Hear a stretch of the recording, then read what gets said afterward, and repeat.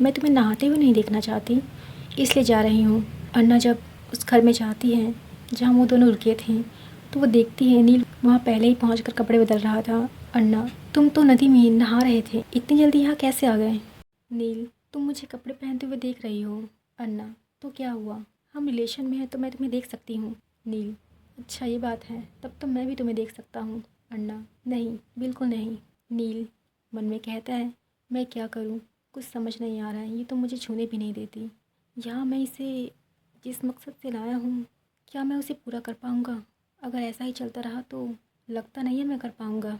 तभी वह अन्ना आती है। वो नील को बैठा देखती है और उससे कहती है, नील, तुम यहाँ बैठे क्या सोच रहे हो? नील कहता है, तुम जानकर क्या करोगी? अन्ना, तुम मुझे कुछ बताना नहीं चाहते और तुम नाराज़ हो मुझसे? नील अन्ना के पास जाकर कहता है, नहीं तो, और उसकी आंखों के सामने से बाल को हटाते हुए कहता है प्यार से, तुम ऐसा क्यों सोच रही हो? तुम्हारे इतने पास आकर भी मैं कुछ नहीं कर सकता, कितनी दुख की बात है। कम से कम मैं तुम्हें गले तो लगा ही सकता हूँ। अन्ना, नहीं, हम यहाँ सिर्फ एक दूसरे के साथ टाइम बिताने आए हैं और कुछ नहीं, कहकर घर के बाहर चली जाती हैं। नील, ओह नो, इसे समझाना इतना मुश्किल क्यों है, पर मुझे तो अपना काम पूरा करना ही पड़ेगा। रात को जब अन्ना सो जाती है तो नील वहाँ से बाहर जाता है, वहीं जहाँ पर नील गड्ढे खोद रहा था। उसके थोड़ी देर बाद अन्ना की भी आंखें खुलती हैं और वो देखती है नील को, जिसके पास के बिस्तर में सोया हुआ था, पर अब वो वहाँ नहीं है। अन्ना उठकर आसपास देखती है तो नील उस घर में भी नहीं था। अन्ना नील को आवाज़ देती हुई, नील, नील तुम कहाँ हो? पर कोई आवाज़ नहीं आती। अन्ना सोचती है वो रात को उठकर कहाँ चला गया, कहीं कोई उसे उठाकर तो नहीं ले गया। ये सोचकर वो रोशनी करते हुए आगे बढ़ती हैं। वो वहीं जाती हैं जहाँ नील था। वो देखती है ये क्या कर रहा है। अन्ना उसके चेहरे पर रोशनी करती है तो नील कहता है, बंद करो इसे, और तुम यहाँ क्या कर रही हो? नींद नहीं आ रही है तुम्हें? अन्ना, मेरी आँख खुली तो तुम नहीं थे, तुम्हें ढूंढते ढूंढते मैं यहाँ आई हूँ। नील, अच्छा, इतनी चिंता है मेरी, अच्छा तो चलो अब यहाँ से। अन्ना देखती है नील के हाथों में एक बड़ा सा बक्सा है जो उसने शायद उस ज़मीन से बाहर निकाला है। अन्ना कहती है, ये बक्सा क्या तुमने उस ज़मीन से निकाला है? नील, हाँ, और अब कुछ मत पूछना, चलो चुपचाप। अन्ना उसकी बात सुनकर उससे कुछ नहीं पूछती। दोनों फिर उस घर में वापस चले जाते हैं और नील फिर चुपचाप जाकर अपने बिस्तर में सो जाता है। अन्ना सोचती है ये तो ऐसे दिखा रहा है जैसे कुछ हुआ ही नहीं। अन्ना सुबह उठती है तो उसकी नज़रें पड़ती हैं नील पर, जो कुर्सी पर बैठा उसे ही देख रहा था। अन्ना उठती है, उसे गुड मॉर्निंग कहती है और फिर नहाने के लिए चली जाती है। उसके बाद दोनों बाहर जाते हैं पर नील कुछ नहीं कह रहा था। अन्ना कहती है, तुम्हें क्या हुआ है, सुबह से चुप हो, क्या यहाँ तुम्हें मेरे साथ अच्छा नहीं लग रहा? अगर ऐसा है तो हम वापस चलते हैं। इस पर नील कहता है, तुम्हें मेरे साथ अच्छा नहीं लग रहा है क्या? अन्ना, तुम्हारे साथ समय बिताना और इस तरह से इन खूबसूरत नज़ारों को देखते हुए चलना मुझे बहुत अच्छा लग रहा है। नील फिर अन्ना के हाथों को पकड़कर कहता है बड़े प्यार से, तो फिर तुम मुझे अपने पास क्यों नहीं आने देती? अन्ना, मैं सच कहता हूँ, तुम काफ़ी प्यारी हो, और क्या तुम नहीं चाहती मैं तुम्हारे साथ कुछ करूँ? अन्ना, नहीं, मुझे तुमसे डर लग रहा है, तुम अभी इतने पास मत आओ, ये कभी और। नील, कभी और का क्या मतलब है? यही सही समय है इन वादियों के बीच। देखो ना कैसे हरे हरे घास हैं, पेड़ पौधे, और आसमान कितना साफ और नीला है। क्या तुम सच में नहीं चाहती मैं तुम्हारे साथ कुछ करूं, या बस शर्माने का नाटक कर रही हो तुम?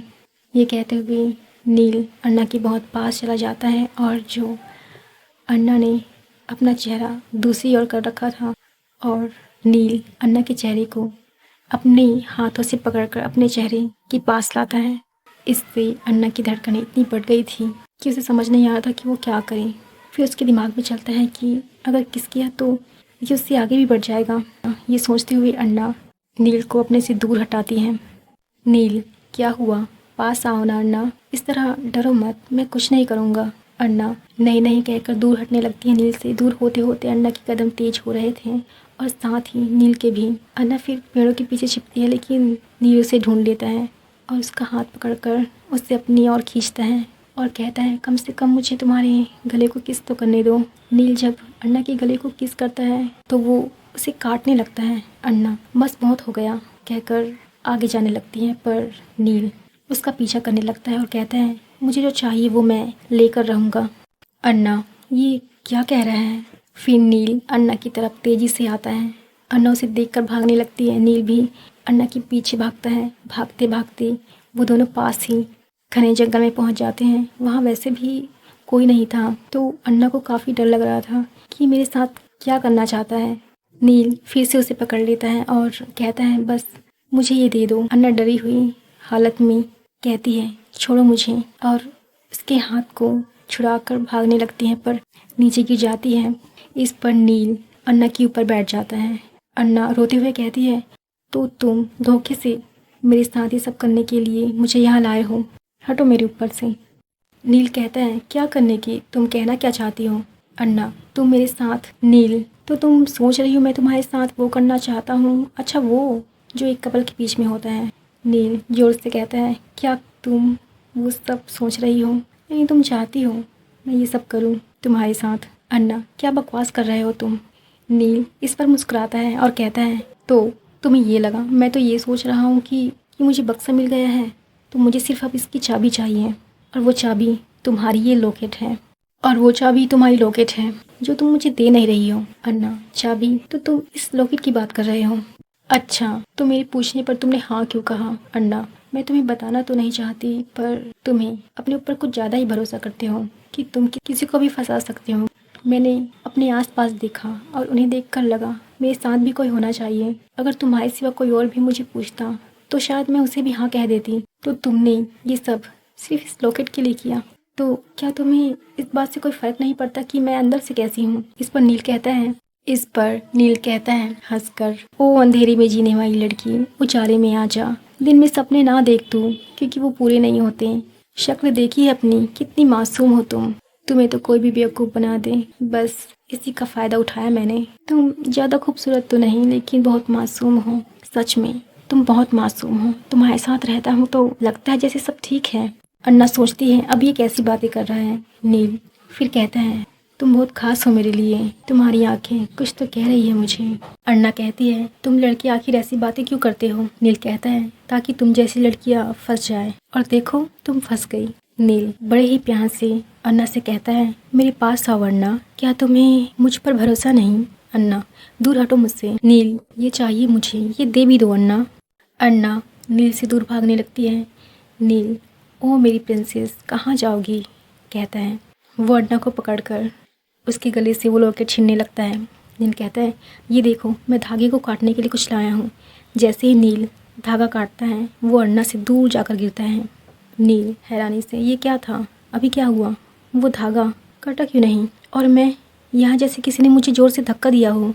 नील फिर अन्ना के पास जाता है और धागे को काटने की कोशिश करता है, पर उसके साथ दोबारा वही होता है। नील, मैं समझ नहीं पा रहा हूँ मेरे साथ ये क्या हो रहा है। फिर अन्ना के पास जाता है और उससे कहता है, ये क्या हो रहा है? ये लॉकेट मैं तुमसे ले क्यों नहीं पा रहा हूँ? अन्ना कहती है, मैंने कहा ना, मैं इसे किसी को नहीं दे सकती, और मेरी इच्छा के बिना इसे कोई मुझसे छीन नहीं सकता। अगर कोई ऐसा करता है तो तुमने देखा ना तुम्हारे साथ क्या हुआ। नील, तो तुम्हारा मतलब है कि तुम चाहोगी तो ही कोई इस लॉकेट को ले सकता है तुमसे? अन्ना, हाँ। नील, तो मेरी सारी मेहनत बेकार गई, मैं तुमसे ये लॉकेट छीन भी नहीं सकता। तो फिर नील कहता है, अच्छा बताओ, ऐसा मैं क्या करूं जो तुम इसे देने के लिए मान जाओ? अन्ना, तुम कुछ भी करो, मैं इसे नहीं दूंगी। अन्ना, तो ये लॉकेट इस बॉक्स की चाबी है, तो तुम इसके बारे में अगर मुझे बताते हो तो शायद मैं कुछ सोच सकती हूँ। नील फिर कहता है, मैं काफ़ी अमीर फैमिली से हूँ, और ये जगह मेरे दादाजी की थी। मेरे माता पिता को सब कुछ उनके पूर्वजों से मिली है, इसलिए उन्होंने सब कुछ अपने ऐशो आराम में गंवा दिया। जब मेरे दादाजी को पता चला कि वो सब पैसे सिर्फ अपने मतलब के लिए इस्तेमाल कर रहे हैं, तो उन्होंने ये ज़मीन खरीदी और बाकी पैसे इस बक्से में रख के यहाँ इस ज़मीन के अंदर छिपा दिया। उन्होंने एक लॉकेट खरीदा और कुछ मंत्र से इस पर जादू किया, और रात को इसे आसमान पर ऊपर की ओर उछाला और कहा कि इसे एक ऐसी महिला के पास भेज दिया जाए जो इसे संभाल कर रख सके। शायद इस बारे में वो महिला भी जानती है। मेरे दादाजी ने मरने से पहले मुझे ये सारी बात बताई, और मैं उस लेडी को ढूंढने के लिए निकल पड़ा। जब मैं वहाँ पहुँचा तो पता चला कि वो अब नहीं रही। जब मैंने तुम्हें देखा तो तुम्हारे गले में मैंने वही लॉकेट देखा जिसके बारे में दादाजी ने कहा था, और तब मैंने सोचा कि मैं ऐसे तो तुमसे मांग नहीं सकता, इसलिए मैं तुम्हारे करीब गया। अब मेरे पास कुछ भी नहीं है, ये जगह और ये घर दोनों ही बिक चुके हैं, पर बहुत कहने पर यह जगह मुझे कुछ दिनों के लिए दिया गया है, वो भी सिर्फ इसलिए कि ये जगह मेरे दादाजी की थी, इसलिए ये लॉकेट मुझे चाहिए। पर क्या तुम्हें पता है इस लॉकेट के बारे में? अन्ना, बस इतना ही कि मेरी माँ ने कहा था कि इसे कभी मत उतारना, कोई कितना भी मांगे इसे मत देना, लेकिन ये तुम्हारा नहीं है, ये किसी और का ही है। तब तक ये तुम्हारा है, जब वो आएगा तो तुम इसे दे देना। नील, मतलब तुम्हारी माँ को सब पता था, अब तो तुम्हें पता चल ही गया है ये मेरा है, तो लाओ ये मुझे दे दो। अन्ना, मैं कैसे मानूं कि वो तुम ही हो? नील, इतना सब कुछ बताने के बाद भी तुम्हें यकीन नहीं है? वैसे भी ये बॉक्स मेरे सिवा कोई नहीं खोल सकता। अन्ना, तो तुम ही हो जिसे मुझे ये देना है। नील, हाँ, मैं कब से तुमसे मांग ही रहा हूँ। मेरे दादाजी ने अपना धन इस बॉक्स में छुपाया है। उन्होंने चाबी में इतना स्ट्रॉन्ग जादू किया है कि मैं भी इसे नहीं ले सकता। अन्ना, ठीक है, मैं तुम्हें ये दे दूंगी, लेकिन तुम्हें मुझसे माफ़ी मांगनी होगी। नील, माफ़ी? पर किस लिए? वो सब सच तो था। सच के लिए मैं तुमसे माफ़ी मांगूं? अन्ना, शायद वो तुम्हारे लिए सब सच हो सकता है, पर मेरे लिए नहीं। तुम्हारी बातों ने मुझे दुखी किया है और तुम चाहते हो इतनी आसानी से मैं ये लॉकेट तुम्हें दे दूं। नील, अच्छा ठीक है, मुझे माफ़ कर दो। अन्ना, ये तुम्हारी माफ़ी मुझे नहीं चाहिए। अन्ना, ये तुम्हारी माफ़ी मुझे माफ़ी नहीं लग रही है अच्छे से। नील फिर कहता है, अन्ना प्लीज़, जो कुछ मैंने कहा के लिए मुझे माफ़ कर दो। ये कहकर नील अन्ना के पैरों को पकड़ लेता है। अन्ना, अच्छा ठीक है, छोड़ो मुझे, मैंने तुम्हें माफ़ किया, अब यहाँ से चलो, बहुत घूम चुके।